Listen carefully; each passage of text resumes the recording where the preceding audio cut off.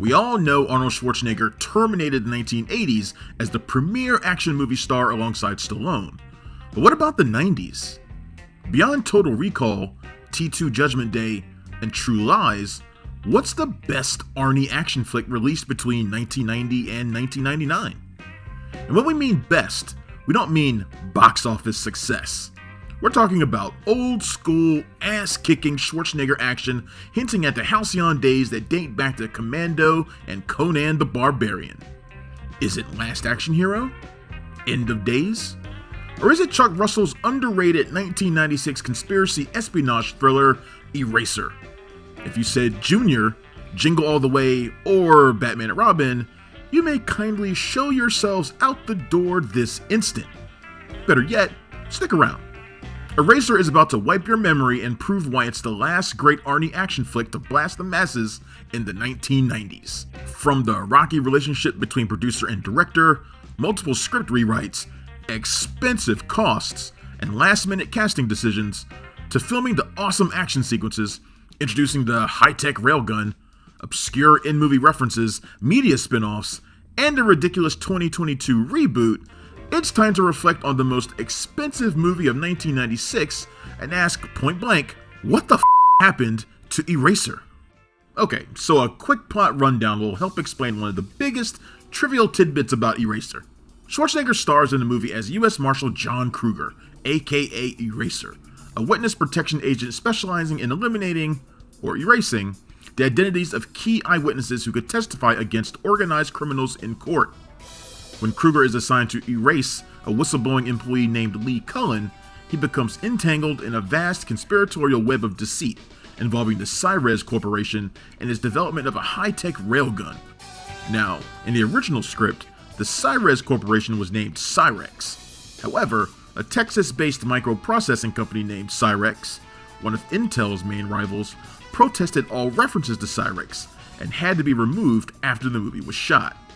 Not only were verbal references to Cyrex altered with post-dubbing, but all visual signposts for the Cyrex Corporation had to be digitally erased, a costly process in 1996. Still, some scenes retained the abbreviation CYX, an obvious reference to Cyrex before it was changed to Cyrez. Speaking of costly processes, it's worth noting up front that Eraser was the most expensive Hollywood movie of 1996, along with Disney's The Hunchback of Notre Dame. Produced by Ann and Arnold Coppelson and distributed by Warner Brothers, Eraser boasted a $100 million budget headed into principal photography in 1995. Before detailing the filming process, more about Eraser's casting and development is necessary. For instance, while horror heads will always know Chuck Russell for his work on A Nightmare on Elm Street 3, Dream Warriors, and the killer remake of The Blob, the director catapulted into the mainstream following the massive success of Jim Carrey's The Mask, setting Russell up as a major Hollywood player.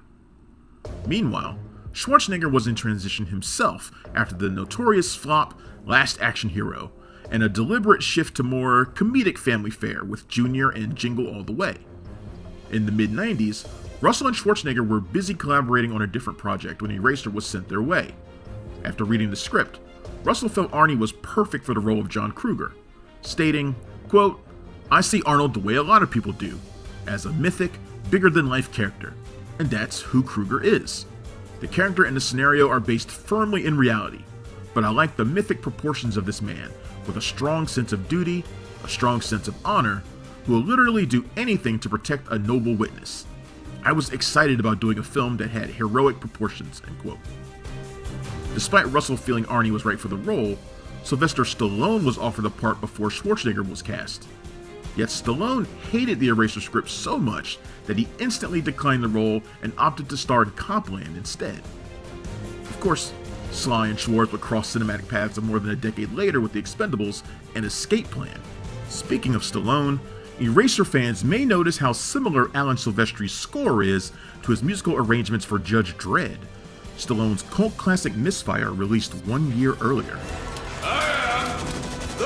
Although Tony Puryear and Waylon Green are credited for the screenplay, several writers were hired to rework the Eraser script.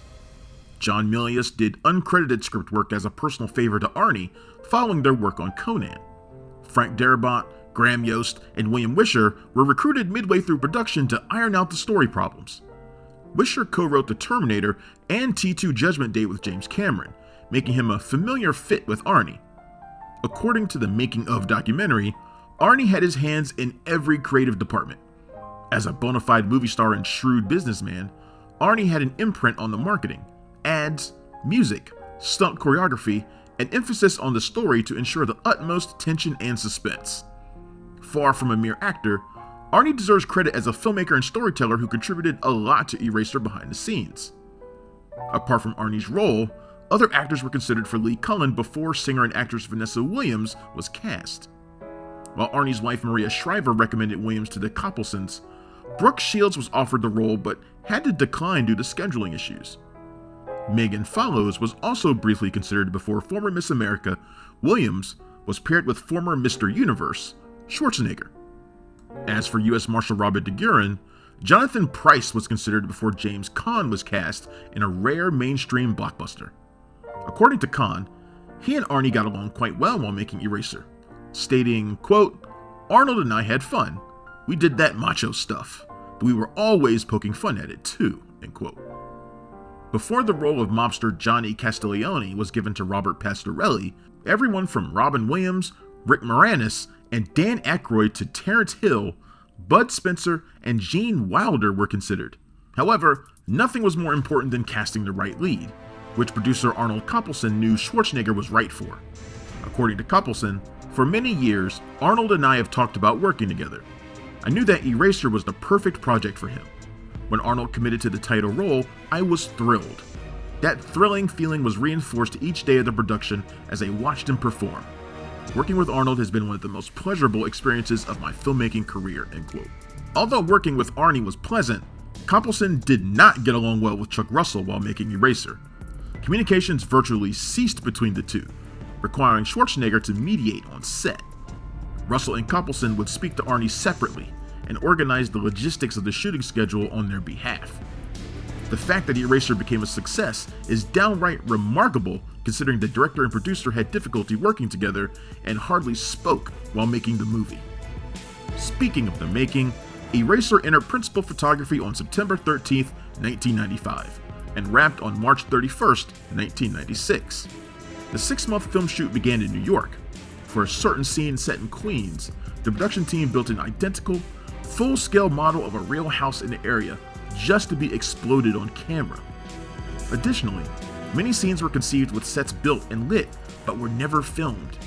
This contributed to the $100 million budget, as did one scene requiring a combination of animatronic, CGI, and live alligators to create what producers called crocogators for their hybrid qualities. To wit, a romantic ending between Kruger and Cullen was filmed but discarded and replaced with reshot footage when it tested poorly. The New York Zoo sequence set inside the reptile house was filmed across the country on a Warner Brothers Studios soundstage in Burbank, California. The iconic locale presented a full circle moment for Schwarzenegger, who famously filmed a scene at Griffith Observatory in The Terminator, a sequence revisited from a different perspective in Terminator Genesis. For the aerial action, Arnie was fitted into roughly 10 flying apparatuses for 1 week of filming. One of the most trying sequences to film included Kruger having to eject from a jet flying at ultra-high 250 mph speed. According to Russell, the sequence was patched together through piecemeal editing, stating, quote, "These things are jigsaw puzzle pieces not only within shooting the sequence, but within each shot. You had elements that were live action, elements that were miniature, sometimes computer generated, and they're all married together in the final processing," end quote. As usual, Schwarzenegger performed many of his stunts in the film, as did Williams, including when Kruger falls from roughly 65 feet in the air and performs a mid-air backflip. The scene took 7 takes to nail, with skillful editing and VFX making it appear like Kruger drops down straight past the flaming jet engine in one unbroken sequence. As for the gnarly sniper shot through the rifle scope and eyeball on the docks at the end of the film, many have noticed how it is nearly identical to a scene from RoboCop 2, down to the head sniper's precise head movements. However, it's more of an overt reference to Carlos Hathcock, a notorious US sniper during the Vietnam War, who famously killed an enemy the same way. On a more trivial note, it's worth noting that Schwarzenegger does not utter his famous cinematic catchphrase, "I'll be back," made popular in the Terminator franchise. However, Kruger does respond to a colleague saying, "I'll be right out," during an intense action sequence. Aside from being one of Schwarzenegger's last box office action hits, Eraser's most lasting legacy is introducing the world to the railgun, the crucial, high-tech military-grade weapon that incites the plot. Lee Cullen is put in grave danger after warning the FBI that the Cyrus Corporation has created the railgun for mass consumption. According to Russell and Schwarzenegger, it was paramount for the filmmakers to create a menacing weapon rooted in reality. As Russell states, quote, "Railguns are hyper-velocity weapons that shoot aluminum or clay rounds at just below the speed of light. In our film, we've taken existing stealth technology one step further and given them an X-ray scope sighting system. These guns represent a whole new technology and weaponry that is still in its infancy, though a large-scale version exists in limited numbers on battleships and tanks. They have an incredible range. They can pierce 3-foot-thick cement walls and then knock a canary off a tin can with absolute accuracy. In our film, one contractor has finally developed an assault-sized railgun. We researched this quite a bit, and the technology is really just around the corner, which is one of the exciting parts of the story," end quote. Schwarzenegger weighed in, adding, quote, "We paid a lot of attention to making the audience feel the danger of this weapon, that anyone can be outside of your house, looking right through the walls. It really leaves you nowhere to hide. But on top of that, we show the sophistication of the weapon in a lot of fun ways. You not only see through a building, you see a person's skeleton and even their heart beating inside. There are some great visual effects there," end quote. Before we continue with our video, here's a reminder to click the Store tab on any of our JoBlo channels and browse our collection of the latest and freshest designs in our merch store. Go get you some. The railgun was loosely featured in the obscure PC video game Eraser Turnabout, an early full-motion video rail shooter released in 1997. The weapon spawned an entire genre of rail shooters that relied on firearms that operated using electricity rather than bullets. One example includes the shock rifle featured in Unreal Tournament, the 1999 rail shooter inspired by Eraser. The US military created the railguns in real life, although they were originally meant to be fitted on naval ships rather than for personal use. The same railgun featured in Eraser can be spotted in Spielberg's Ready Player One, a gigantic cinematic Easter egg full of pop culture references. There was also an Eraser novelization by Robert Tyne, published in 1996. The final credits play the song "Where Do We Go From Here?" performed by Vanessa Williams. Despite its high cost of production, Eraser wiped out the box office competition when it blasted theaters in June 1996. The film grossed an impressive $242 million internationally, marking one of Schwarzenegger's last bona fide hit action movies. Before the film opened theatrically, Schwarzenegger premiered Eraser in Video Village at the 1996 Summer Olympic Games in Atlanta, Georgia, ahead of a Goo Goo Dolls concert.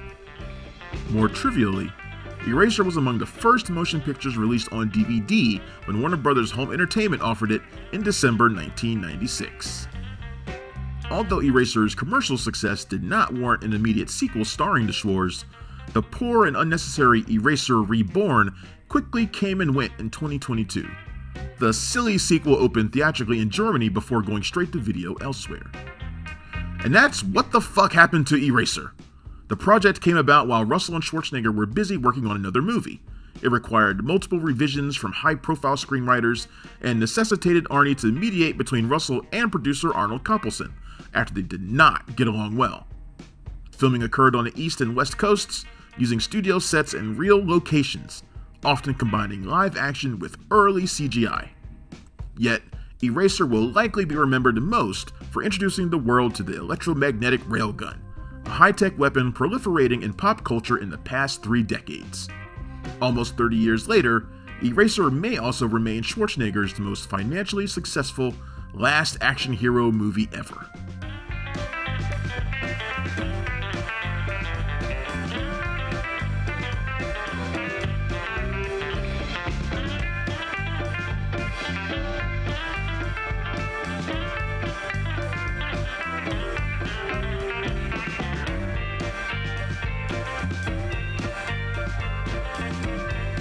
Thank you for clicking on our video, everybody. If you like what you saw here, please make sure you like the video and subscribe and share with your friends who like this sort of content. JoBlo was created by movie fans for movie fans, and we appreciate your support.